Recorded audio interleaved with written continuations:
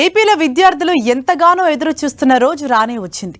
ఎటువంటి ఆంక్షలు లేకుండా పిల్లలను చదివించడమే అర్హతగా రూపొందించిన తల్లికి వందనం పథకం నిధులు నేడు విడుదల కానున్నాయి. రాష్ట్ర వ్యాప్తంగా అర్హులైన ప్రతి విద్యార్థుల తల్లుల ఖాతాల్లో ఇవాళ ఆ నిధులు జమ కానున్నాయి. ఈ నెల 24 వరకు తల్లుల ఖాతాలకు నగదు జమ అయ్యేలా ఏర్పాట్లు చేసింది కూటమి సర్కార్.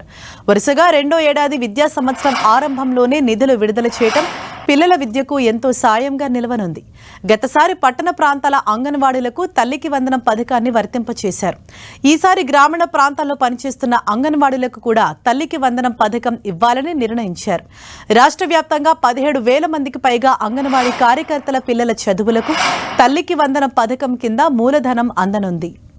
పిల్లల బంగారు భవిష్యత్తుకు భరోసానిచ్చేందుకు ఈ కార్యక్రమానికి శ్రీకారం చుట్టారు మంత్రి నారా లోకేష్. పిల్లల చదువులకు భరోసా ఉండేలా ఈ పథకానికి తల్లికి వందనంగా నామకరణం చేశారు.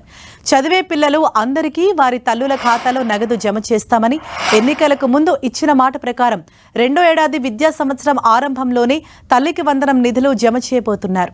తల్లికి వందనం దేశంలోనే విద్యకు అత్యంత ప్రాధాన్యమిస్తూ అతి ఎక్కువ మంది లబ్ధిదారులకు ప్రయోజనం చేకూర్చే పథకంగా నిలుస్తోంది.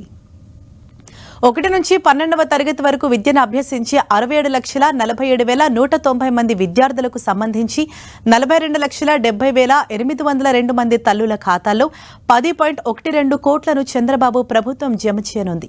గత ప్రభుత్వ హయాంలో ఎంతమంది పిల్లలు ఉన్నప్పటికీ కేవలం ఒక్కరికే డబ్బులు ఇచ్చేవారు.